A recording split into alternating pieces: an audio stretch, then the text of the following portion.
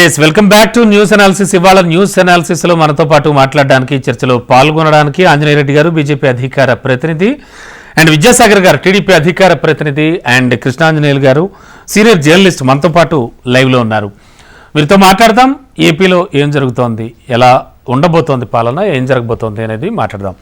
Sir Anjaneya Reddy గారు and Vidyasagar గారు, కృష్ణాంజనేయులు గారు, గుడ్ మార్నింగ్ సార్ ముగ్గురికి కూడా. ముందుగా ఆంజనేయ రెడ్డి సార్, ఏం జరుగుతోంది ఏపీలో? పాలన పరుగులు పెట్టేటువంటి ఛాన్స్ కనిపిస్తోందా? అండ్ ఇవాళ అమరావతిలో పర్యటన చేయనున్నారు ఏపీ సీఎం చంద్రబాబు నాయుడు.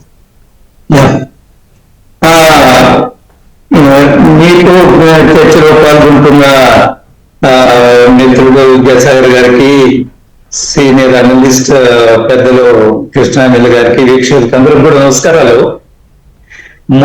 మొదలైందనే విషయంలో రాష్ట్ర ప్రజలంతా విశ్వసిస్తున్నారు. ఈ 5 సంవత్సరాల దుర్మార్గపు పాలన నుంచి, 5 సంవత్సరాల రాజకీయ కక్ష నుంచి, 5 సంవత్సరాల అవినీతి పరిపాలన నుంచి, 5 సంవత్సరాల అసభ్య వ్యాఖ్యలతో వాటి నుంచి, అదే సమయంలో రాజధాని లేని రాష్ట్రంగా 5 సంవత్సరాలు కొనసాగాం. మనము చాలా అయోమయంలో గందరగోళంగా ఉన్నాము. ఏది రాజధాని అవుతుంది, ఏది కాబోతుంది, ఏం మాట్లాడుతున్నారు ముఖ్యమంత్రి గారు, కేబినెట్ లో ఉండే మంత్రులు, వీటన్నిటి నుంచి ఈరోజు చాలా స్పష్టత వచ్చింది. ప్రజలు చాలా స్పష్టంగా ఉన్నారు. ముఖ్యమంత్రి గారు ఈరోజు అమరావతి పర్యటనకి వెళ్ళడం ఏదైతే ఉందో, వారు అమరావతి విషయంలో గతంలో కూడా చాలా ప్రత్యేకమైన శ్రద్ధ తీసుకున్నారు. కొన్ని లోపాలు జరిగినప్పటికీ కూడా అమరావతిని ఒక మంచి రాజధానిగా తయారు చేయడం కోసం వివిధ ప్రణాళికలు, వివిధ ప్రయత్నాలు, రకరకాల కార్యక్రమాలు, ప్రాజెక్టులతో వారు ప్రయత్నం చేశారు. 2019లో ఓడిపోయిన తర్వాత వాటన్నిటి కూడా ఫుల్ స్టాప్ పెట్టి అమరావతిని ధ్వంసం చేశారు. ఆ ప్రజా వేదిక ధ్వంసం నుంచి మొత్తం అమరావతిని ధ్వంసం చేశారు. కొన్ని సమయాల్లో మేము అక్కడ చూసినప్పుడు అమరావతి ఒక వల్లతోటలాగా కనిపించేది. మేము గత 2014 నుంచి 19 వరకు ఒక వారానికి కనీసం 1-2 సార్లు మేము అమరావతికి వెళ్ళేది, సెక్రటరీకి వెళ్ళేది, అక్కడ ప్రజా సమస్యలు ఏదైనా ఉంటే మాట్లాడేది. వారానికి 2-3 సార్లు పరిస్థితి ఉండేది. మేము టీడీపీ తోటి తెగదింపులు చేసుకున్న తర్వాత కూడా 2018లో, ఆ తర్వాత కూడా మేము అనేక సందర్భాలు 100 సార్లు సెక్రటరియట్కి వెళ్ళాం. అక్కడ ఈ జిల్లా నుంచి ఉండే మంత్రులు మాకు సత్సంబంధాలు ఉండేది. మాకు రాజకీయంగా మనం విభేదించిన వేరేమైనప్పటికీ కూడా ప్రజల కోసం మీ వస్తే మేము అందుబాటులో ఉంటాం, ప్రజల సమస్య పరిష్కరిస్తామని మా జిల్లా నుంచి ఉన్న మంత్రులు, నారాయణ గారు ఇప్పుడు కూడా మంత్రి, అప్పుడు మంత్రి చంద్రమోహన్ రెడ్డి గారు, మిగతా శాసనసభ్యులు అందరూ కూడా మాకు ఉండేది. కాబట్టి ఆ పరిస్థితిలో మీరు ఆశ్చర్యపోతారు చెప్తే, గత 5 సంవత్సరాల నుంచి నేను అమరావతిలో సెక్రటరియట్ లో అడుగు పెట్టలేదండి. ఒక్కసారి పోయాను. మొదటి సంవత్సరం, వచ్చిన సంవత్సరం చాలా ముఖ్యమైన పని మీద పోయాను. ఆ తర్వాత నాకు మనస్కరించలేదు అసలు అడుగు పెట్టడానికి. ఎందువల్లంటే అంత పరిస్థితులు అంత దారుణంగా కనిపించాయి. అందుకని ఈ రోజు ముఖ్యమంత్రి గారు అమరావతికి వెళ్ళి పర్యటించి అక్కడ ఇప్పటికే వేగవంతమైంది, కాంపులు విరజిమ్ముతున్నాయి. ప్రజలు చాలా ఆశావాహంగా ఉన్నారు, ప్రజలు చాలా సంతోషంగా ఉన్నారు. అమరావతి చుట్టుపక్కల రైతులు ఎవరైతే ఉన్నారో 33,000 ఎకరాలు ఇచ్చిన సన్నకారు, చిన్నకారు రైతులు, వాళ్ళందరి ముఖాల్లో చూసినప్పుడు మన రోజున ఎంత ఆనందము, ఎంత వెలుగు, మేము పడ్డ కష్టానికి, మేము ఎదుర్కొన్న సమస్యలకి ఈ రోజు పరిష్కారం వచ్చింది, మాకు న్యాయం జరుగుతుంది. ఆ ముఖాల్లో వెలుగు చూసినప్పుడు నాకే చాలా సంతోషం వేసింది. అమరావతి ఒక మంచి రాజధాని కాబోతూ ఉంది, ఖచ్చితంగా ఉంది. ఆంధ్రప్రదేశ్ నేను గత 5 సంవత్సరాలు అమరావతిని విస్మరించడం వల్ల ఏమైంది? నిజానికి ఆనాటి ముఖ్యమంత్రి జగన్మోహన్ రెడ్డి గారికి చర్చించుకుంటే అమరావతిని ఎందుకంటే ఆయన ప్రతిపక్షంలో ఉన్నప్పుడు అమరావతికి పూర్తి మద్దతు ఇచ్చారు. అసెంబ్లీలో ఏకగ్రీవ తీర్మానానికి మద్దతు ఇచ్చారు. ఆయన అనేక సందర్భాల్లో చెప్పారు, రాజధాని రాష్ట్రం మధ్యలో ఉండాలా, 50,000 ఎకరాలు ఉండాలా, రాష్ట్రం మధ్యలో ఉండాలా, మంచి రాజధాని ఉండాలా, ఆ రాజధానికి మేము పూర్తి కట్టుబడి ఉన్నాము అమరావతి అనేక సందర్భాల్లో చెప్పారు. దాని నుంచి వాళ్ళు వెనక్కిపోయి రకరకాల పిల్లు మొక్కలు వేస్తూ 3 రాజధానులు ఇంకేదో చెప్తూ అమరావతిని సర్వనాశనం చేశారు. అమరావతి బాగుపడి ఉంటే, అమరావతి ఇప్పుడు పూర్తి రాజధాని అయి ఉంటే అక్కడి నుంచి వచ్చే రెవెన్యూ ఇప్పుడు రాష్ట్రం నిధులు మాత్రమే సమస్య. ఇప్పుడు అమరావతికి ఎంతవరకు కేంద్రం సహకరిస్తుంది, ఇవన్నీ కూడా చర్చనీయాంశాలు. ప్రధానమంత్రి గారు చెప్పారు, పూర్తి సహకారం అందిస్తాం రాష్ట్రానికి. చంద్రబాబు నాయుడు గారు ఖచ్చితంగా నిధులు సమకూర్చుకోగలరు. చంద్రబాబు నాయుడు గారు స్వయంగా అన్నారు కదా, ఇది సెల్ఫ్ ఫైనాన్స్డ్ క్యాపిటల్ సిటీ అని. సెల్ఫ్ ఫైనాన్స్డ్, అక్కడ రకరకాల పరిశ్రమలు రావడం ద్వారా, కంపెనీలు పిలవడం ద్వారా, లేదా నిధులు భూముల్ని కానీ సార్ అవేళ అంటే చంద్రబాబు నాయుడు గారు ప్రమాణ స్వీకారం చేసినప్పుడు, ప్రధాని మోడీ వచ్చినప్పుడు ఖచ్చితంగా అమరావతికి సంబంధించి, రాజధానికి సంబంధించి కూడా ఒక మాట అనుంటే బాగుండేది అనేది కూడా వినబడుతోంది. బైగాన్ ప్రధానమంత్రి గారు మొదటిసారి వచ్చినప్పుడు ఏమి తీవ్రమైన విమర్శలు చేయలేదన్నారు. రెండోసారి వచ్చిన తర్వాత ఏం మాట్లాడారో చూశాం కదా. ఏం మాట్లాడారు ఈ ప్రభుత్వం మీద, ఆనాటి మంత్రుల మీద ఏం మాట్లాడారు చూశారు కదా. ప్రధానమంత్రి గారి మధ్య చంద్రబాబు నాయుడు ముఖ్యమంత్రి కదా, ఒక వండర్ఫుల్ బాడీ లాంగ్వేజ్, ఒక వండర్ఫుల్ కెమిస్ట్రీ, ఒక వండర్ఫుల్ కాంబినేటరీ మధ్య. కాబట్టి ఇద్దరు ఒక్క నిమిషం అండి, ఈ యొక్క కెమిస్ట్రీ ఏదైతే ఉందో అది ఆంధ్రప్రదేశ్ కు ఉపయోగపడుతుంది, రాజధానికి ఉపయోగపడుతుంది. ఖచ్చితంగా రాష్ట్ర కేంద్ర ప్రభుత్వాన్ని విశ్వసనీయంగా తీసుకొని ఒత్తిడి చేయాలి. ఒక నిమిషం, నా పార్టీ ఎన్డీఏ ప్రభుత్వం అయినా ఎక్కడ ఎన్డీఏ ప్రభుత్వం ఉంది, అలా కేంద్రం మీద ఒత్తిడి తీసుకురావాలి చంద్రబాబు నాయుడు గారు. అందులో ఎన్ని చేయకూడదని చెప్పడం లేదు. ప్రధానమంత్రి మోడీ గారితో గట్టిగా మాట్లాడి మాకు న్యాయం జరగాలని, వచ్చే 4-5 సంవత్సరాలు ఒక మంచి రాజధాని ఏర్పడితే దాని ప్రభావం రాష్ట్ర ఆర్థిక పరిస్థితి మీద ఉంటుంది, రెవెన్యూ జనరేషన్ ఉంటుంది, పరిశ్రమలు వస్తాయి, ఐటీ పరిశ్రమలు వస్తాయి, ఉద్యోగాలు వస్తాయి. కూడా తీసుకున్నాక షూర్ సార్. సార్ విద్యాసాగర్ గారు గుడ్ మార్నింగ్. అండ్ సార్ అంటే పోలవరానికి సంబంధించి కానీ ఇంకా చాలా చాలా ఇష్యూస్ ఉన్నాయి ఏపీలో. అండ్ రేపటి నుంచి అసెంబ్లీ సమావేశాలు కూడా ప్రారంభం, ఒక 2 రోజుల పాటు. అండ్ ఇవాళ అమరావతికి వెళుతున్నారు సీఎం, మొత్తం అక్కడ కట్టడాలు కానీ లేకపోతే అక్కడ ఉన్నటువంటి సిచ్యువేషన్స్ అని చూడడానికి. అండ్ వన్ మోర్ థింగ్ ఏంటంటే, వైసీపీ పదే అంటోంది జీవనాడిపై దాడి జరుగుతోంది అంటోంది. అండ్ పోలవరం ఉసురు తీసింది ఎవరు, ప్రాణం పోసింది ఎవరు? చంద్రబాబు కమిషన్ల దాహం అస్తవ్యస్త పనుల పాప ఫలితం కాదా అంటూ ప్రశ్నిస్తోంది వైసీపీ. పోలవరానికి సంబంధించి ఎలాంటి అంటే ఒక కన్స్ట్రక్టివ్ డెసిషన్స్ ఏమైనా ఉంటాయా, ఏమనుకోవచ్చు? గుడ్ మార్నింగ్ అంటే ప్యానలిస్టులకు మీకు కూడా నమస్కారం. Yes sir. అసలు వైసీపీ వాళ్ళు ఈ రకంగా మాట్లాడడానికి వాళ్ళకి మొహం ఎక్కడ ఉంది, వాళ్ళకి సిగ్గు ఎత్తు ఎక్కడైనా ఉందా, వాళ్ళు అసలు మనుషులైనా నాకైతే అర్థం కావట్లేదా. అంటే ఏం మనుషులు వాళ్ళు నాకు అర్థం కాలేదు. అసలు పోలవరం అనే దాన్ని చంపేసింది, నిర్వీర్యం చేసింది, కోట్లాది మంది ప్రజల యొక్క ఆశలను, వాళ్ళ జీవన స్థితిగతుల్ని మార్చేటటువంటి ప్రాజెక్టును సర్వనాశనం చేసింది కాకుండా మళ్ళీ సిగ్గు ఎగ్గు లేకుండా మాట్లాడతారు. నిన్న మధ్యాహ్నం అంబటి రాంబాబు మాట్లాడుతూ అసలు ఏం మాట్లాడాడో, ఎందుకు మాట్లాడాడో అసలు అసలు అసలు అది ప్రెస్ మీట్ నాకైతే అర్థం కాలేదు. ఏ రోజైనా తను ఆ శాఖ మంత్రిగా, జలవనరుల శాఖ మంత్రిగా ఉన్న రోజు ఏ రోజైనా ప్రెస్ మీట్ పెట్టి ఇంత ఎలాబరేట్ గా ఎందుకు చెప్పలేదు? ఒకసారి అంబటి రాంబాబు గారిని బహిరంగ బయటకు వచ్చి చెబితే, నిన్న మాత్రం డ్రాయింగ్ లేసి దానికి ఒక స్కెచ్ చేసి ఈ రకంగా ఉండాలి, ఆ రకంగా ఉండాలి చెప్పినటువంటి మనిషి ఇన్ని రోజుల తర్వాత పోలవరం అంటే ఆ మంత్రివర్గం వాళ్ళ ప్రభుత్వం వెళ్ళిపోయి మంత్రి వచ్చి దిగిన తర్వాత ఈ రోజు అర్థమైంది పోలవరం ఎట్లుంది అనే దాని మీద. అదే ఎంత చిన్న పిల్లోడికైనా సరే బుద్ధి, జ్ఞానము, తలకాయలు గుజ్జు ఉంటే ఆ ప్రాజెక్టును అర్థం చేసుకోవటం అనేది గంటలో పని. అదేమన్నా రాకెట్ సైన్సా? నిన్నేమన్నా కొత్తగా శాస్త్రజ్ఞుడు అయిపోయేసి ఇస్రో సైంటిస్టులు పోయి నీకేమన్నా శ్రీహరికోట రాకెట్ ఏమన్నా పంపమన్నారా? ఫిజికల్ గా నీకున్న ప్లాన్ ను అర్థం చేసుకోవడానికే నీ జ్ఞానం లేనప్పుడు నువ్వెందుకు మంత్రిగా పనిచేసావు 2.5 సంవత్సరాలు? గాడులు గాయడానికి పనిచేసావా? మరి నాకు అర్థమే కాలేదన్నాడు. రాజీనామా చేసి నోరు మూసుకొని ఎమ్మెల్యే పని నువ్వు చేసుకోకుండా మరి గాడులు గాయడానికి పనిచేసావా 2.5 సంవత్సరం 3 సంవత్సరాలు? సిగ్గుండాలా అంబటి రాంబాబుకి ఆ రకమైన స్టేట్మెంట్లు ఇవ్వడానికి? కొద్దిగా కడుపు అన్నం తిన్నాడో మరి ఏం తిన్నాడో నాకైతే అర్థం కావడం లేదు. ఆన్ గోయింగ్ ప్రాజెక్టును వర్కులు ఆపేసి వెదవ పని చేసింది కాకుండా ఒక 6 నెలల సంవత్సరంలో రివర్స్ టెండరింగ్ పేరు మీద వర్కులు ఆపేసి ఈ రోజు అది పాడైపోయింది అంటే అదేమైనా కంప్లీట్ అయిన ప్రాజెక్టా? On going project. ఉమ్, ఒక ఇంటి నిర్మాణం చేస్తే ఒక 6 నెలలు కనుక మనం పని ఆపేస్తే ఆ నిర్మాణం ఏ పరిస్థితికి వస్తుందో తెలుసా అండి? ఎవరికైనా కనీసం ఇల్లు కట్టేటోడికైనా బుద్ధి ఉంటది కదా. ఒకసారి నిర్మాణం జరుగుతున్న దాన్ని ఆపేస్తే తిరిగి నిర్మాణం చేయాలంటే దాన్ని రిపేర్ చేసుకొని తర్వాత మళ్ళీ పూర్తి నిర్మాణం చేయాల్సి ఉంటది.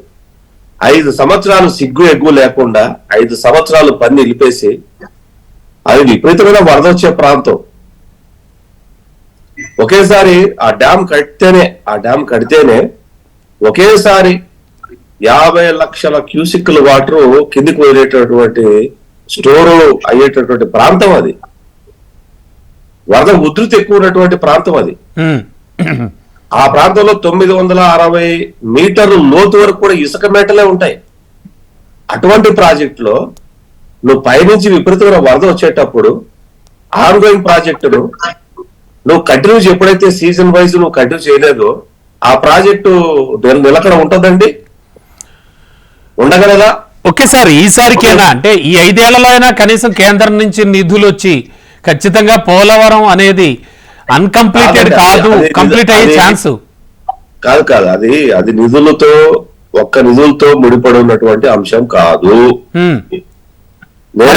ఎందుకు ఇంత లేట్ అవుతూ వస్తుంది అంటారు? టీడీపీ ఏం ఆలోచిస్తుంది? ఒకటండి, ఇప్పుడు అక్కడ వాటర్ సంవత్సరంలో 5 నెలలు ఉంటది లేదా 6 నెలలు ఉంటది. మళ్ళీ తిరిగి పనులు ప్రారంభించడం 1 నెల పడుతుంది. అంటే 12 నెలల కాలంలో సంవత్సరంలో 5 నెలలు 6 నెలలు మాత్రమే పనులు జరుగుతాయి. ఇప్పుడు 4 సంవత్సరాలు అంటే మొత్తం పని జరిగేదంతా అక్కడ ఒక 20 నెలలో 22 నెలలో పని జరుగుతుంది. మిగతా టైం అంతా కూడా కాంట్రాక్టర్ అయినా ప్రభుత్వాలైనా ప్రకృతికి విరుద్ధంగా పనిచేయలేరు కాబట్టి సైలెంట్ గా ఉంటే తప్పదు. అవును. సో ఇక్కడ ఆ డయాఫ్రమ్ వాల్ ఏదైతే ఉందో దాన్ని 5 సంవత్సరాల క్రితం వర్క్ చేసినప్పుడు 490 కోట్ల రూపాయలు ఖర్చు ఆ రోజు టెండర్ ప్రకారం. ఈ రోజు అదే డయాఫ్రమ్ వాల్ కట్టాలంటే 990 కోట్లు ఖర్చు అవుతుంది.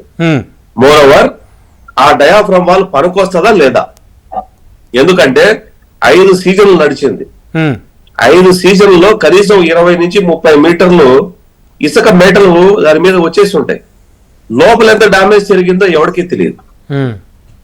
అంటే దాన్ని ఈ రోజు రిపేర్ చేయటమా లేదు తిరిగి కట్టడమా?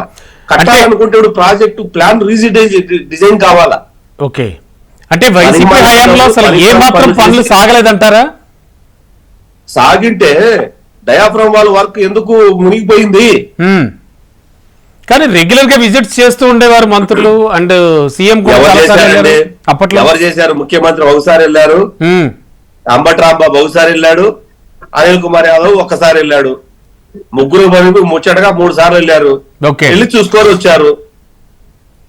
ఇప్పుడు ఒక దాన్ని డయాఫ్రమ్ వాల్ రీకన్స్ట్రక్ట్ చేయాలి అంటే ప్లాన్ ని రివైజ్ చేయాలి, ప్రైస్ రివైజ్ చేయాలి. 2014 నుంచి 19 వరకు ఉన్నటువంటి ఏదైతే ప్రైజెస్ ఉన్నాయో 2014లో మునుపు ఏదైతే ఉందో అది స్టేట్ ప్రాజెక్ట్.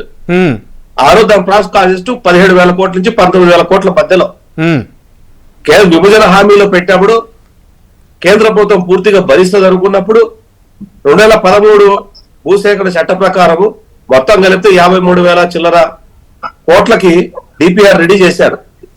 అందులో 47,000 కోట్ల రూపాయల డిపిఆర్ ను కేంద్ర ప్రభుత్వం ఆమోదించింది. ఈ రోజు అది ఏ లెక్క 2017-18 ప్రైజెస్ కింద అది. అవును. ఈ రోజు 2019 2024 వరకు వచ్చింది. మరి అందులో ఈ రోజు ప్రైస్ ఇంక్రీజ్ అవ్వాలి కదా. అవును. 53,000 డిపిఆర్ 53,000 కోట్ల రూపాయలు ఉన్నది. ఇప్పుడు రివైజ్ డిపిఆర్ కావాలి కదా.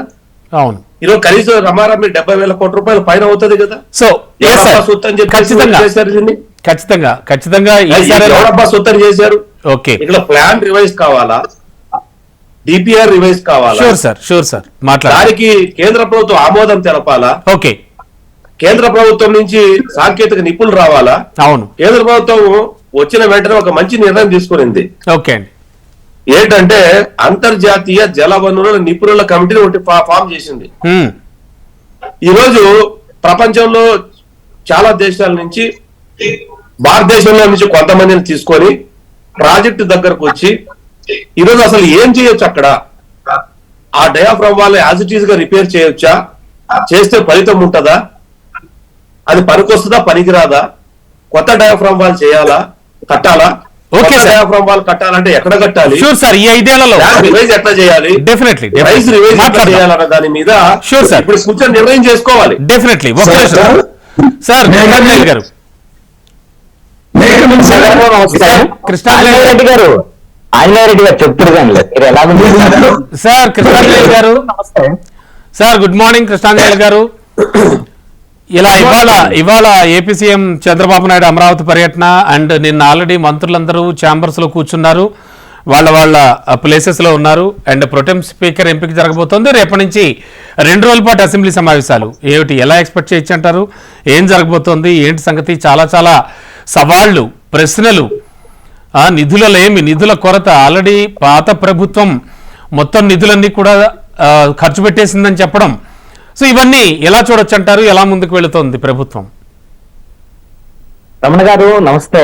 సార్ ఆంజనేయరెడ్డి గారికి, విద్యాసాగర్ గారికి కూడా నమస్కారం.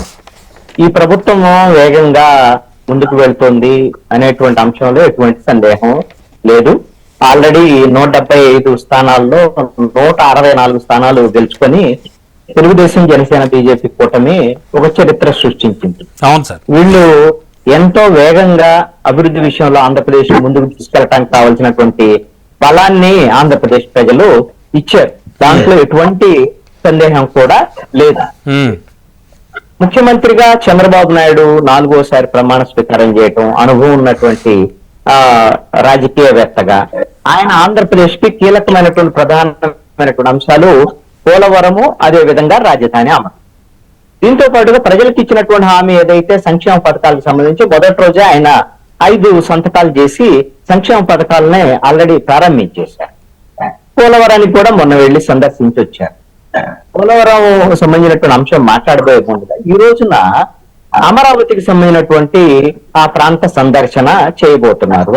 అవునండి. అమరావతి ప్రాంత సందర్శన మొదట ఎక్కడ చేస్తారు? మొట్టమొదటిది ఏంటి అంటే కూల్చివేసినటువంటి ప్రజావేదికని ఆయన సందర్శిస్తారు అని. ఖచ్చితంగా అమరావతి ప్రాంతంలో నిరంతరంగా ఆయన ప్రతిపక్ష నాయకుడుగా ఆయన తిరిగారు, జనసేన నాయకుడు పవన్ కళ్యాణ్ తిరిగారు, బీజేపీకి సంబంధించినటువంటి నాయకులు తిరిగారు. వీళ్ళందరికీ అమరావతి ఏ విధంగా పడకనబడింది, ఏంటి పరిస్థితి, గత ప్రభుత్వంలో అన్ని చూడవచ్చు. కానీ ఆ ప్రభుత్వానికి అమరావతి నిర్మాణం విషయంలో కన్సర్న్ ఉంది. అమరావతి నిర్మాణాన్ని మేము పూర్తి చేయడానికి సిద్ధంగా ఉన్నాము, తెలుగుదేశం, జనసేన, బీజేపీ ప్రభుత్వాన్ని. ఒక అమరావతి ప్రాంత రైతులకి, ఆంధ్రప్రదేశ్ ప్రజలకి ఒక భరోసా ఇవ్వటానికి ముఖ్యమంత్రి ఈ రోజున ఈ పర్యటన పెట్టుకున్నారు అనేటువంటి దాంట్లో ఎటువంటి సందేహం లేదు. ఇది అవసరం కూడా ఈ పర్యటన. కానీ చంద్రబాబు నాయుడు తన ఇంటి పక్కనే ఉన్నటువంటి ప్రజావేదికను ఫస్ట్ సందర్శిస్తారు. ఆయన రోజు ఇంటి నుంచి బయటకు వచ్చినప్పుడు ప్రజావేదిక కూల్చివేసిన శిథిలాలు కనపడితే, రోజు ఇంట్లోకి వెళ్ళేటప్పుడు ప్రజావేదిక కూల్చివేసిన శిథిలాలు కనపడతాయి. ఓకే, ఇది కూల్చివేసినటువంటి చరిత్ర జగన్మోహన్ రెడ్డి చేశాడు, ఇది జనానికి తెలియాలని ఆ శిథిలాలను తొలగించడానికి మన చంద్రబాబు నాయుడు ఒక ప్రకటన చేశారు. ఇప్పుడు కూల్చివేసినటువంటి ఆ ప్రభుత్వ నిర్ణయము, ఆ ప్రభుత్వం పని అందరికీ తెలుసు. ఆయన తప్పు చేశాడు, దాన్ని శిథిలాలను తొలగించి దాన్ని ఉపయోగించి ఇంకొక చోట ప్రజావేదిక నిర్మాణం చేసి ఉపయోగపడేటువంటి విధంగా చేయాలి అనేటువంటిది ఇది ప్రజల ఆకాంక్ష. అంతేగాని ఆయన కూల్చివేసే శిథిలాలు అంతే ఉంచడం వల్ల అది ఎప్పుడు అంతే గుర్తుంటుంది అనుకోవాల్సిన అవసరం లేదు. అంటే ఉపయోగం ఉండదు. ప్రజల మదిలో ప్రతి అంశము రికార్డ్ అవుతుంది, ప్రతి దానికి ప్రజలు తగిన సమాధానం చెప్తారు అంటానికి 2019 ఎన్నికల నిదర్శనం, ఫలితాల నిదర్శనం, 2024 ఫలితాలు కూడా నిదర్శనం. ప్రజలు ప్రతిదీ గమనిస్తారు, ప్రతిదీ కౌంట్ చేస్తారు, అందుకు అనుగుణంగా నిర్ణయాలు తీసుకుంటారు. అందుకని ప్రత్యేకంగా శిథిలాలను అక్కడే ఉంచాల్సినటువంటి అవసరం లేదు. ఈ విషయంలో ఆంధ్రప్రదేశ్ ప్రభుత్వం పునరాలోచన చేయాలి. మరి ఈ శిథిలాలను చూడగానే ఎవరు గుర్తొస్తారు? కూల్చివేసినటువంటి జగన్మోహన్ రెడ్డి గుర్తొస్తాడు. అమరావతి రాజధాని అన్యాయం చేశారండి. మరి ఆ వెంటనే ఉద్దండ రాయనపాయలు వెళ్తారు. అక్కడ శంకుస్థాపన జరిగింది అమరావతి రాజధానికి. ఆ శంకుస్థాపన చేసినటువంటి వాళ్ళు ఎవరు? ప్రధానమంత్రి నరేంద్ర మోడీ. ఏం కనపడతాయి ఇప్పుడు అక్కడ? ప్రధానమంత్రి నరేంద్ర మోడీ తెచ్చినటువంటి మట్టి కుండలకు సంబంధించిన ఆ మట్టి దెబ్బ ఒకటి కనపడితే ఆ, ఈ వివిధ నదుల నుంచి తెచ్చినటువంటి నీళ్లకు సంబంధించినటువంటి ఆ కుండీలు అవి కనపడతాయి అక్కడ. ఇప్పుడు అక్కడ ప్రిజర్వ్ చేసి ఉంచారండి, కనపడతాయి. ఇవే అక్కడ కనపడేటువంటి ఆనవాడు. అయ్యా ఇప్పుడు ఆయన ప్రధానమంత్రి కూడా ఉన్నాడు. మరి ఉద్దండరాయనపాలెంలో ఈ విధమైనటువంటి ఆ మట్టి నీళ్లు కనపడటం వెనక ఈ రాజధాని ఈ 2014 నుంచి 19 వరకు ఎవరున్నారు? ఈ తెలుగుదేశం బీజేపీయే అధికారంలో ఉంది. అప్పుడు ప్రధానమంత్రి ఎవరు?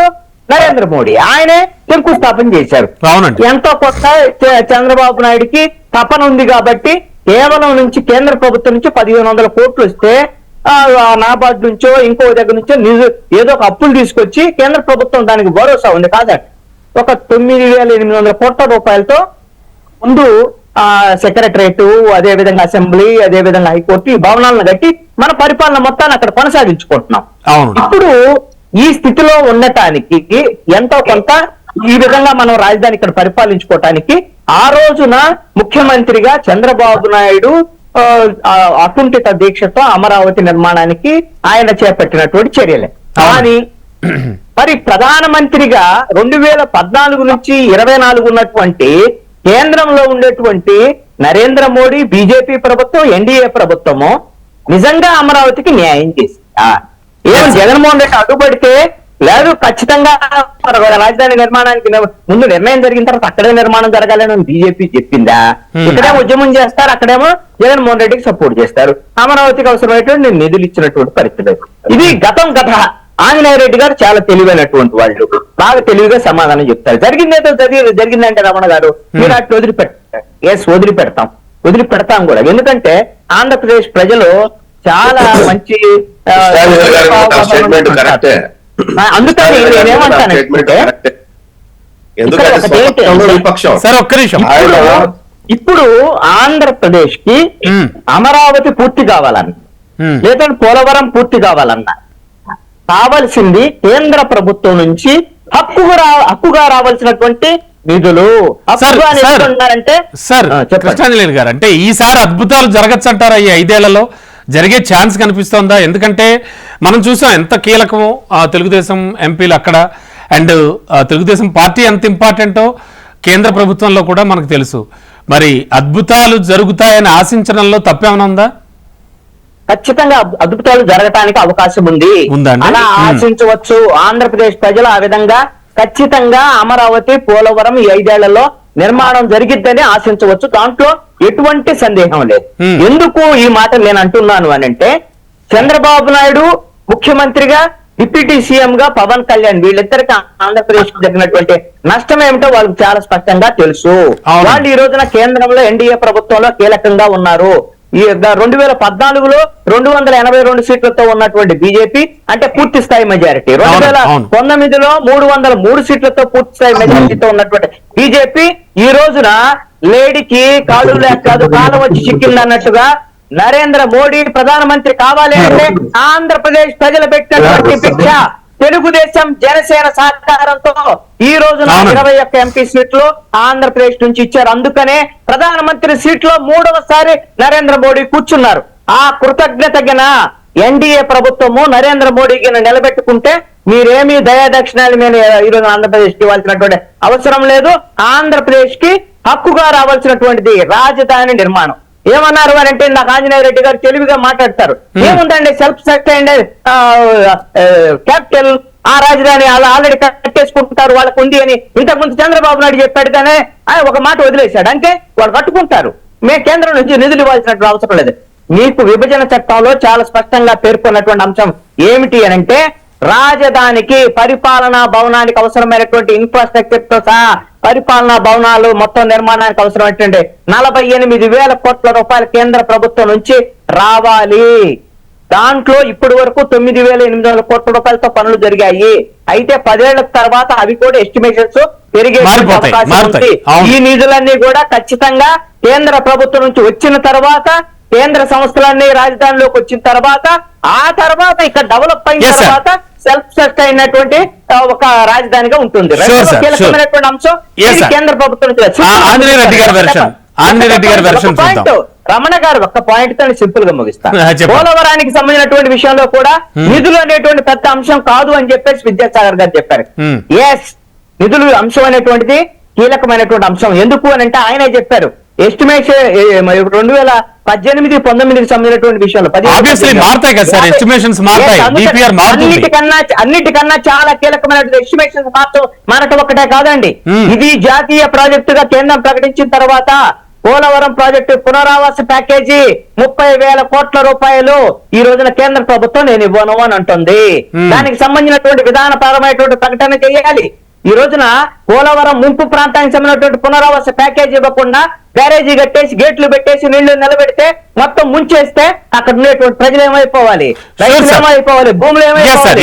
పునరావాస ప్యాకేజీ ఇస్తామని కేంద్ర ప్రభుత్వం ప్రకటన చేయాలి. ఎందుకు ప్రధానమంత్రి ప్రకటన చేస్తారని, అదే విధంగా చంద్రబాబు నాయుడు, పవన్ కళ్యాణ్ వీటిని సాధిస్తారని చెప్పేసి ఆంధ్రప్రదేశ్ ప్రజలు ఎదురు చూస్తున్నారు. ఇది 2014 నుంచి 18 వరకు జరగలేదు అని పోరాటం చేశారండి చంద్రబాబు నాయుడు, అదే విధంగా పవన్ కళ్యాణ్. కాబట్టి అలాంటి పోరాటాలు అవసరం లేకుండా కేంద్రం నుంచి హక్కుగా రావాల్సిన నిధులు వస్తాయని ఆశిద్దాం. Sure sir. Sir Anjaneya Reddy గారు చెప్పండి సార్, మీరు మ్యూట్ లో ఉన్నారు, ఒక్కసారి అన్మ్యూట్ చేయండి. Okay sir. ఎస్ సార్, మాట్లాడండి. ఇప్పుడు కృష్ణాంజనేయులు గారు ఆయన సహజ ధోరణిలో కేంద్రం మీద విమర్శలు చేస్తుంటారు, వ్యక్తిగత దూషణలు ఇప్పుడు చేయవారు, కానీ విధానపరంగా విమర్శలు చేస్తూ ఉంటారు. వచ్చేసిన వెంటనే మా సోదరుడు విద్యాసాగర్ గారు వెంటనే అయిపోయి కృష్ణాంజలి గారు చెప్పింది కరెక్ట్, వారు చెప్పింది నిజం అంటున్నారు. సరే ఓకే, వాళ్ళిద్దరూ నాకు మంచి, వాళ్ళిద్దరంటే గౌరవం, నాకు విద్యాసాగర్ మంచి మిత్రుడు. మనము ఏం మాట్లాడుతున్నా గానీ కేంద్ర ప్రభుత్వంలో ప్రింటింగ్ మిషన్ వేసి పెంచారు బాగా వస్తుంది, నీటి కొట్టేస్తుంది, నోట్లు బయటకు తీసుకొచ్చేసి మాకు డబ్బు చేయాలనే ధోరణిలో మాట్లాడడం అనేది నేను కరెక్ట్ అనుకోవడం. నా కేంద్ర ప్రభుత్వం ఒక విధానాలు ఉంటాయి, ఫైనాన్షియల్ కన్స్ట్రెంట్స్ ఉంటాయి, ఎంత రాబడి ఎంత పోబడి ఇవన్నీ కూడా కేంద్ర ప్రభుత్వం దృష్టిలో ఉంటాయి. సార్ ఈ 10 years లో ఎంతవరకు ఏపీకి ఇచ్చింది అనేదే ముఖ్యం. ఒక నిమిషం, ఇప్పుడు ప్రారంభం దాని మీద చర్చ కావాలంటే నేను చెప్తాను, మనం ఏమి ఇచ్చామనేది నా దగ్గర లెక్క ఉన్నా, ఎవరైనా దాన్ని డిస్ప్యూట్ చేసేవాళ్ళంటే చర్చకు రావచ్చు. ఒకటి రెండోది, ప్రారంభంగా ఏమంటారంటే జగన్మోహన్ రెడ్డి గారికి మద్దతుగా ఉన్నారు, జగన్మోహన్ రెడ్డి గారి ఇల్లు ముక్కయ్యారు, ఇవన్నీ కూడా చాలా మంది మాట్లాడుతుంటారు. నేను ఒకటే ప్రశ్న అడుగుతున్నాను, ఏ రోజైనా చంద్రబాబు నాయుడు గారు కూడా ప్రతిపక్షంలో ఉన్నప్పుడు కేంద్రం తీసుకున్న బిల్లులు కానీ నిర్ణయాలు కానీ వ్యతిరేకించిన సందర్భం లేదు, వారు మద్దతు ఇచ్చారు. మరి దేశ ప్రయోజనాల కోసం ఇద్దరు మద్దతు ఇచ్చారు, అంత మాత్రం చేత కుమ్మక్క అయిపోయారంటే అది కరెక్ట్ అని నేను అనుకోవలేదు. రెండవది, ఈరోజు పోలవరము అమరావతికి నిధులు తక్కువ అవుతాయని అనుకోలేదు. ఎందుకంటే ఈరోజు జిఎస్టీ ప్రతి నెల 1,60,000 కోట్ల రూపాయల పైన రికార్డు స్థాయిలో జిఎస్టీ కలెక్షన్స్ కేంద్రం దగ్గర నిధులు చేరుతున్నాయి. కాబట్టి ఆ నిధుల నుంచి డివల్యూషన్ ఆఫ్ ఫండ్స్ లో అన్ని రాష్ట్రాలకు ప్రత్యేకంగా ఆంధ్రప్రదేశ్ కి ఖచ్చితంగా వస్తుందనే విషయం ఎటువంటి అనుమానం లేదు. పోలవరం విషయం వచ్చేటప్పటికి అనేక సమస్యలు ఉన్నాయి. కాన్పూర్ సమస్యలు మొదట 40.5 ఏదో చెప్పారు, తర్వాత 45 దగ్గరికి వెళ్ళిన కాన్పూర్ 45 దగ్గరికి వెళ్ళినప్పుడు నీరు ఇంకా ఎక్కువ నిలబడతాయి, అక్కడ పునరావాస ఇంకా ఎంతో మంది అక్కడ ఖాళీ చేయించాల్సి ఉంటుంది. గతంలో కాన్పూర్ విషయంలో సమస్య వచ్చింది, గతంలో ఆర్ఎండ్ఆర్ విషయం ప్రభుత్వ భూములకు సంబంధించి ప్రైవేట్ వ్యక్తులు డబ్బులు తీసుకుని ఇవన్నీ సమస్యలు ఉన్నాయి. నేననేది ఏంటంటే బైగాన్ సార్ బైగాన్, జరిగిందేదో జరిగిపోయింది. ఈ రోజు ఎన్డీఏ డబుల్ ఇంజిన్ సర్కార్ ఉంది, కేంద్రంలో బీజేపీ, రాష్ట్రంలో కేంద్రంలో ఎన్డీఏ, రాష్ట్రంలో ఎన్డీఏ, ఇద్దరి మధ్య ఒక మంచి అవగాహన ఉంది. గతంలో జరిగిన పొరపాట్లు జరుగుతాయని అనుకోవడం లేదు. ఏదైనా చిన్న చిన్న సమస్యలు ఉంటే అవసరం వస్తే ముఖ్యమంత్రి స్థాయిలో ప్రధానమంత్రి స్థాయిలో కూర్చొని చర్చించగలరు.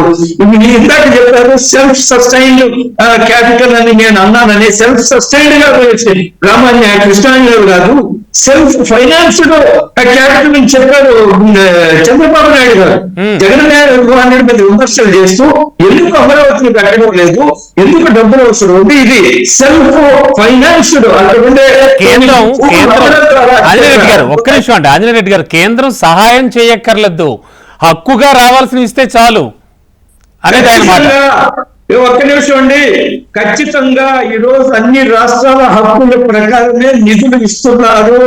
మోడీ గారు వచ్చిన తర్వాత పెద్ద ఎత్తున నిధులు అలొకేషన్ రాష్ట్రాలకు వచ్చింది. అంతకుముందు ఈ రోజు సుమారు ఈ 42% నిధులు, అంతకుముందు 32% వస్తే 42% నిధులు. కేంద్ర ప్రయోగించిన పథకాలు అనేక వీటికి సంబంధం స్టార్ట్ అయింది కాబట్టి నేనేమంటున్నా అంటే నేను ఇద్దరికి అప్పీల్ చేసేది ఏమిటంటే జరిగిపోయింది, కొన్ని సమస్యలు వచ్చాయి, ఈ రోజు అందరం బాగున్నాము. ప్రధానమంత్రి గారు చాలా చర్చతో ఉన్నారు. ముఖ్యమంత్రి గారి శక్తి సామర్థ్యాలు గల వ్యక్తి ప్రధానమంత్రి గారిని విశ్వసనీయతలోకి తీసుకుని వారిని ఒప్పించి ఈ రాష్ట్ర అభివృద్ధి పోలవరం గాని లేదా అమరావతి గాని సాధించడం, మంచి రాష్ట్రం ఏర్పాటు చేయడం మనం అందరం కూడా విశ్వసించాలని నేను కోరుకుంటున్నాను. తప్పకుండా సార్. విద్యాసాగర్ గారు, రేపటి నుంచి అసెంబ్లీ అంటే 2 రోజుల పాటు ప్రొటెం స్పీకర్గా ఇవాళ బుచ్చే చౌదరి గారు అండ్ రేపు అయ్యన పాత్రుడు స్పీకర్గా, అండ్ అసెంబ్లీ ఎలా ఉండబోతున్నాయి విధి విధానాలు ఏమనిపిస్తోంది, అండ్ ప్రతిపక్ష నేతగా వైఎస్ జగన్మోహన్ రెడ్డి వస్తారని అనుకుంటోందా టీడీపీ, ఏం జరగబోతోంది, ఎటువంటి విషయాలు మాట్లాడే ఛాన్స్ ఉంది? ఇప్పుడు ఈ సమావేశాల్లో ఏమీ జరగదండి. ప్రొటెం స్పీకరు ఎమ్మెల్యేలు స్వీకరాలు తప్ప చర్చలు వాటికి తావే లేదు.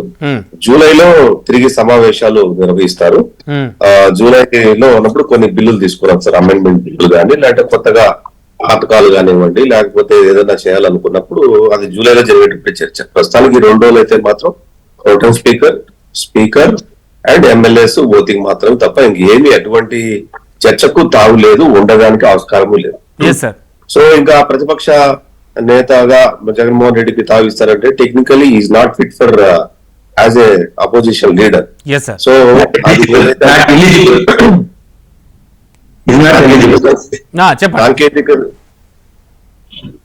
సాంకేతికతంగా ఆయన లేరు కాబట్టి, భవిష్యత్తు అర్హత లేదు కాబట్టి ఆయనకు ఇచ్చే అవకాశం లేదు. అది అప్పుడు నిర్ణయం తీసుకుంటారు. అంటే సాంకేతికంగా లేనప్పుడు ఖచ్చితంగా అది రాదు కాబట్టి రాదు. ఇందాక అంటే కొద్దిగా వాయిస్ డిస్టర్బెన్స్ ఉంది. ఆంజనేయ రెడ్డి గారు ఏం చెప్పారన్న దాని మీద నాకు సరిగా వినపడలేదు, బట్ ఏదో కామెంట్ చేసినట్టు ఉన్నారు. నాకు సరిగా వినపడలేదు.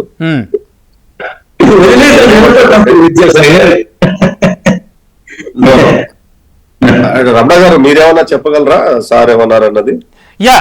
అంటే టోటల్ గా ఖచ్చితంగా కేంద్ర ప్రభుత్వం నుంచి అయితే ఆ హెల్ప్ కానీ లేకపోతే రాష్ట్రాల హక్కులు కాపాడే ఉద్దేశం కేంద్ర ప్రభుత్వానికి ఖచ్చితంగా ఉంది అని సంథింగ్ పర్సంటేజెస్ అవి ఇవి చెప్పుకొచ్చారు ఆయన. Yes sir.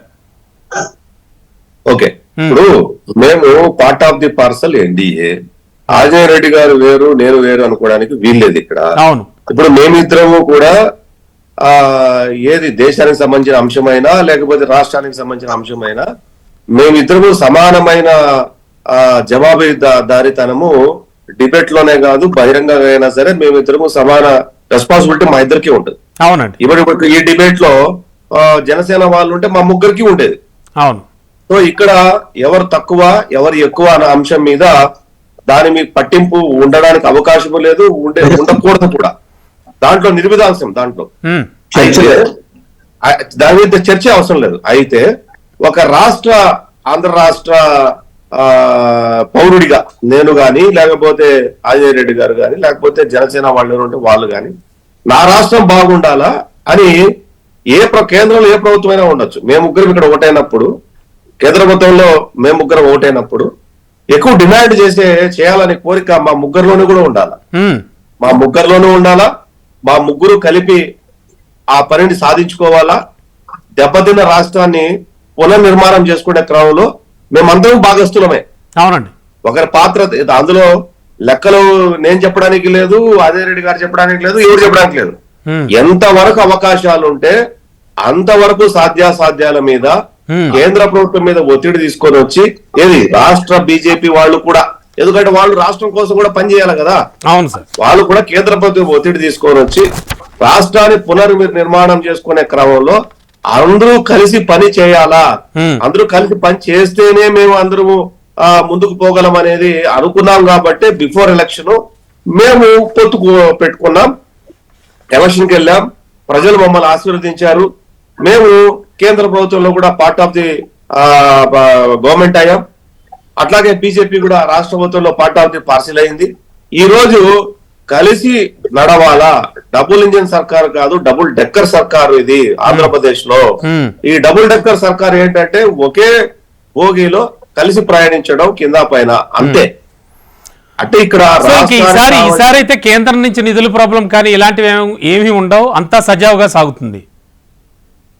ఇప్పుడు ఏదైనా పాజిటివ్ గానే ఆలోచించాలా, అంతే అండి, అంతా మంచిగా జరుగుతుందని అనుకోవాలా.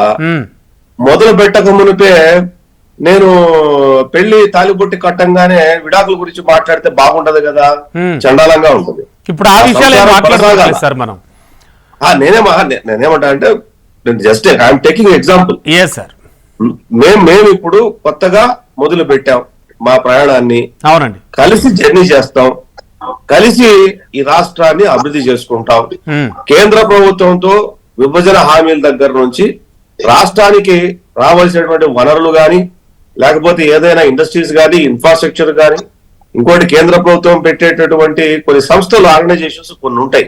జియోగ్రాఫికల్ గా ఆంధ్రప్రదేశ్ కు ఫిట్ అయ్యేటటువంటి ఎటువంటి సంస్థలైనా సరే ఈ రాష్ట్రంలో పెట్టేటట్టు, అంటే పక్క రాష్ట్రంలో కూడా సిమిలర్ భౌగోళిక పరిస్థితులు ఉన్నప్పుడు పక్క రాష్ట్రానికి పోకుండా పట్టుబట్టి ఈ రాష్ట్రం తీసుకొచ్చుకొని చెడిపినటువంటి అధోగతిపాలైనటువంటి ఈ రాష్ట్రంలో ఉపాధి కల్పన, మౌలిక వసతులు, ఉద్యోగాలు, ఇండస్ట్రీస్, రోడ్స్, ఇన్ఫ్రాస్ట్రక్చరు, లేకపోతే industries, agriculture, rural development, rural economy, అట్లాగే స్టేట్ జీడిపి పెంచడానికి అందరూ కలిసే నిర్ణయం తీసుకుంటాం, కలిసే ప్రయత్నిస్తాం. దాంట్లో ఎవరెన్ని మాట్లాడినా, ఎవరెన్ని మాట్లాడుకున్నా, ఎవరెన్ని విమర్శలు చేసినా వెనకలు తగ్గాల్సిన అవసరం లేదు. మేము ఎవరి విమర్శలు పట్టించుకుంటే అవసరము మాకు లేదు. ఏంటంటే లాంటిది కానీ, అమరావతి ప్రాజెక్టు లాంటిది కానీ, అమరావతి క్యాపిటల్ విషయంలో కానీ we have a clear idea what to do, not to do అన్న దాని మీద. అంటే మీరు చెప్తున్నట్లుగా ప్రత్యేక ఆర్థిక ప్యాకేజీలు కానీ అవి ఇవి అన్ని కూడా, అంటే మీరు చెప్పినటువంటి ఆ లిస్టు, వీటన్నిటి బదులు ప్రత్యేక హోదా అనేది చాలా కీలకమైన అంశం కదండి. ఒకవేళ ఆ దిశగా ఏమైనా ప్రయత్నిస్తే ఇన్ని అంటే చాలా వెసులుబాటు ఉంటుంది కదా రాష్ట్రానికి. ఒకటండి, రెండు విషయాలు. కేంద్ర ప్రభుత్వం 2018 సంవత్సరంలో అరుణ్ జైట్లీ గారు, అప్పుడు మా పార్టీ నుంచి ఎలక్ట్ అయినటువంటి రాజ్యసభ సభ్యుడు, కేంద్ర మంత్రి అయినటువంటి సుజనా చౌదరి గారు ఒక ప్యాకేజీని తీసుకొచ్చేసి ముందర పెట్టి మాట్లాడారు. ఒక అంశం అది. ఇంకో అంశం వచ్చి ప్రత్యేక హోదా. అవునండి, ఇది 2014 నుంచి 2024 వరకు నడుస్తున్నటువంటి అంశం. విభజన హామీల్లో విభజన హామీలు చట్టబద్ధంగా ఉన్నవి. ఫ్లోర్ ఆఫ్ ది పార్లమెంట్ లో చెప్పినటువంటి మాట. ఈ రెండు విషయాల మీద కేంద్ర ప్రభుత్వంతో రాష్ట్ర తెలుగుదేశం పార్టీ అధ్యక్షులు పవన్ కళ్యాణ్ గారు, అట్లా రాష్ట్ర బీజేపీ నుంచి, అట్లా కేంద్ర ప్రభుత్వం నుంచి కూర్చొని which one is the best for the state, ఏదైతే మంచిగా ఉంటుందో ఆ కార్యక్రమాలన్నీ చేస్తారు. పేరు ఏదు అనే దాని మీద సంబంధం లేకుండా చట్టబద్ధమైనటువంటి, న్యాయబద్ధమైనటువంటి రావాల్సినటువంటి కూడా రాష్ట్రానికి వచ్చేటట్టు తీసుకొచ్చుకునే బాధ్యత మా అందరి మీద ఉంటుంది. అట్లాగే కలిసి ప్రయాణిస్తాం. ఇది 5 సంవత్సరాలతో పోయేది కాదు. రాష్ట్రం బాగుపడి అందరూ సస్యశ్యామలంగా ఉన్నంత వరకు మా బంధం ఇప్పటికి కాదు, వచ్చే 5 సంవత్సరాలు, వచ్చే 5 సంవత్సరాలు కాదు, ఆ వచ్చే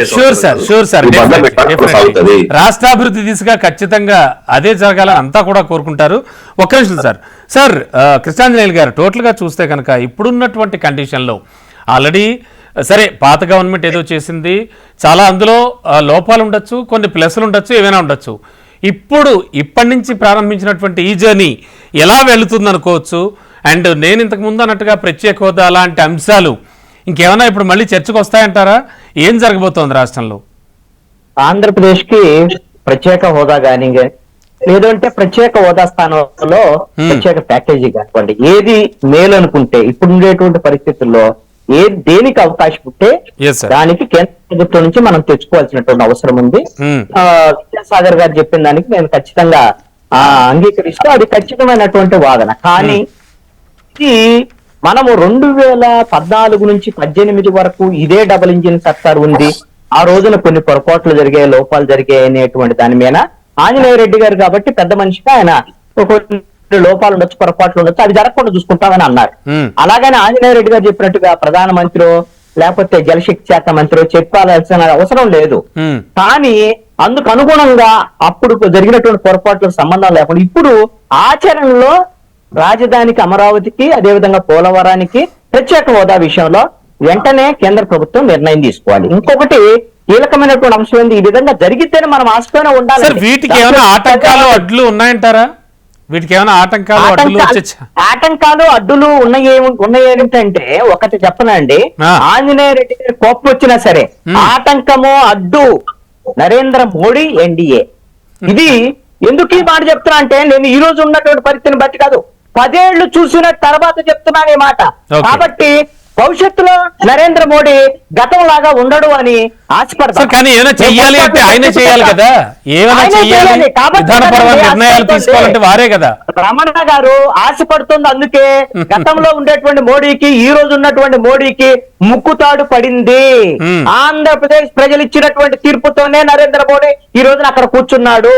240 సీట్లతో ఈ రోజున వాళ్ళు బలం లేనటువంటి ఎన్డీఏ సంబంధించినటువంటి పాలన వాళ్ళు కొనసాగిస్తున్నారు.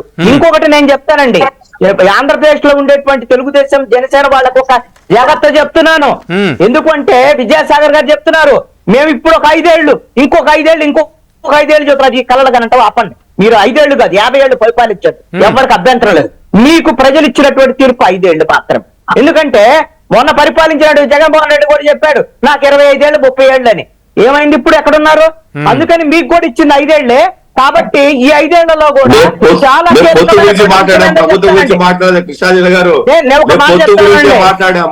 నేను ఈ 5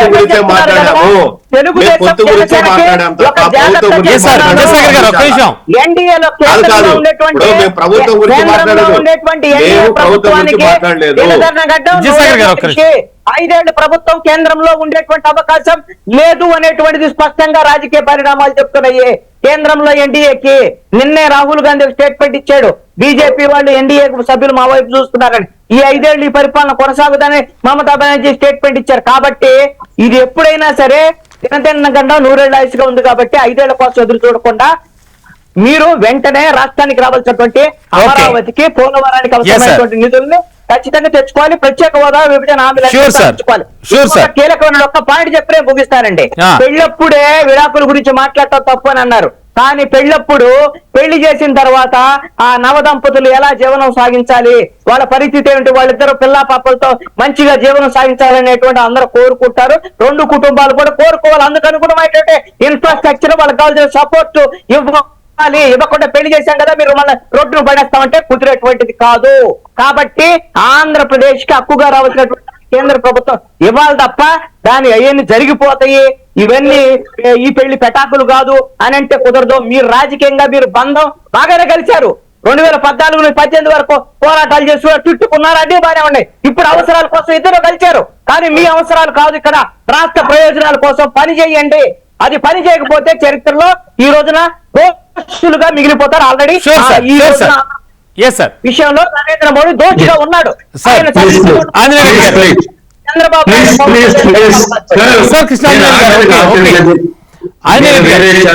వేరే ఛానల్ లో జాయిన్ అవ్వాల్సి ఉంది సార్. నేను ఏమంటున్నా, నేను మీకు మొదట్లోనే ప్రారంభంలో ఏం చెప్పానంటే మన రాష్ట్రానికి రావాల్సిన హక్కులన్నీ కూడా మనం గట్టిగా మాట్లాడి ఒత్తిడి చేసి, నేనేం బతిలాడి గురించి మనం కూడా చెప్పాల. ప్రభుత్వం మనదైనా ఎన్డీఏ ప్రభుత్వం అయినా మన హక్కును మనం సాధించడం కోసము ముఖ్యమంత్రి గారు గట్టిగా ప్రధానమంత్రి మీద కేంద్ర ప్రభుత్వం మీద ఒత్తిడి తీసుకురావడం చాలా స్పష్టంగా చెప్పారు. ప్రత్యేక హోదా అంటున్నారు. ప్రత్యేక హోదా సమస్యల గురించి అంశాల మన గంటలు మాట్లాడుకుందాము. ఈ రోజు ఒక ఆంధ్రప్రదేశ్ ప్రత్యేక హోదా అంటే ఇంకా మన తేలితుంటే కదిలించినట్టు అవుతుంది. ఒకటి రెండోది ప్రత్యేక హోదా ఎవరికి లేదు, డివల్యూషన్ ఆఫ్ ఫండ్స్ 42% పెంచిన తర్వాతనే ఆ నీతి ఆయోగ్ చాలా స్పష్టంగా చెప్పిన తర్వాత వాటి అంత సార్ ఒక్క నిమిషం కాదు కాదు అట్లా కాదు ఒక మాట ఇప్పుడు కృష్ణాంజనేయులు గారు మాట్లాడారని చెప్పేసి మనం దాంట్లో పడద్దు, పడాల్సిన అవసరం లేదు. ఇప్పటికిప్పుడు జవాబు చెప్పాల్సిన అవసరం లేదు. ఇంకా చాలా కాలం ఉంది. కేంద్ర ప్రభుత్వం నుంచి ఏం సాధించుకుంటాము ఏం సాధించుకోమన్న దాని మీద కాబట్టి ఇప్పుడు వాటి మీద స్పందించాల్సిన అవసరం లేదు. ఆయన ఏదో మాట్లాడుతుంటాడు, మాట్లాడియండి. ఆయన భావన ఆయన ఉద్దేశం ఆయనది, మనం ఎందుకు జవాబు చెప్పాలా? ఎందుకు తిరుగుతున్నాడు? కృష్ణాంజలి గారు మీరు పెళ్లి గురించి మాట్లాడారు.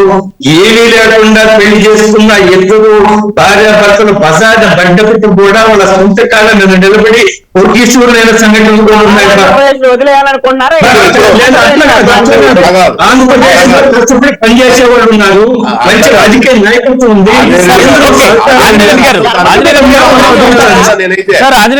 కర్మకు మీరు చేసుకోండి. సార్ ఆంజనేయ రెడ్డి గారు, కృష్ణాంజలి గారు ఒక్క నిమిషం సార్ విద్యాసాగర్ గారు ఒక్క నిమిషం. బాగోదు అది. విద్యాసాగర్ గారు చెప్పండి. అది కరెక్ట్ కాదు. ఆయన మాటలకు కొన్ని మాటలకు రెస్పాండ్ అవ్వాల్సిన అవసరం లేదు.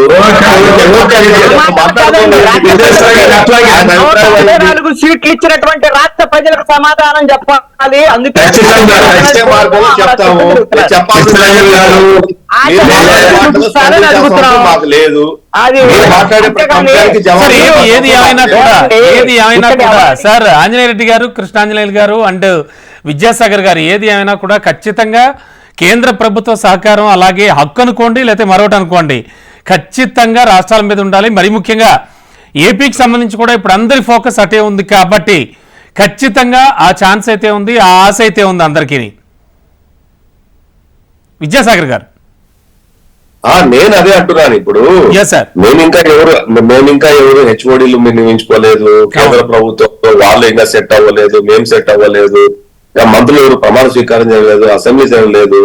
ఇప్పుడు ఊరికే నేను మొదట్లో ఆ పదవి వాడాను, పెళ్ళైన వెంటనే విడాకుల గురించి మాట్లాడినట్టు ఉంటది. ఇదంతా చండాలంగా చాలా సమయం ఉంది. ఇంకా లెట్ మీ సెట్ అవుట్.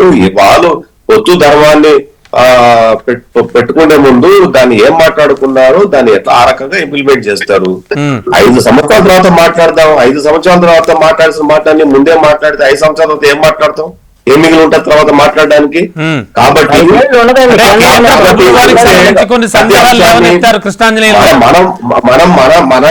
మనల్ని టీవీలో చూడాలని కోరిక ఉన్నప్పుడు అది కరెక్ట్ కాదు. అది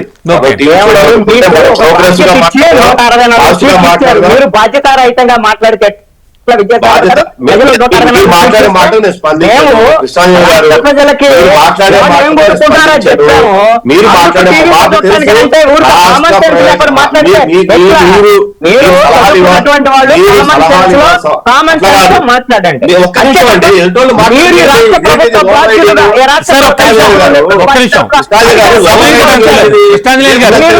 మీ మాటల్ని వెనక్కి తీసుకోండి, తప్పది.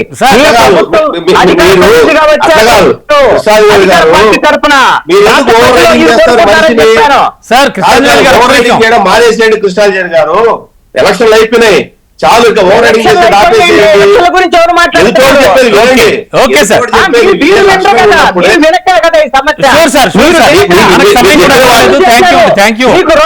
2019లో మీరు పనిష్మెంట్ ఇచ్చారు జనం. సార్ షూర్ థ్యాంక్ యూ అండి. Thank you so much Anjaneya Reddy గారు, విద్యాసాగర్ గారు అండ్ కృష్ణాంజనేయులు గారు వాళ్ళ డిస్కషన్లో పాల్గొన్నందుకు, మీ అభిప్రాయాలు తెలియజేసినందుకు.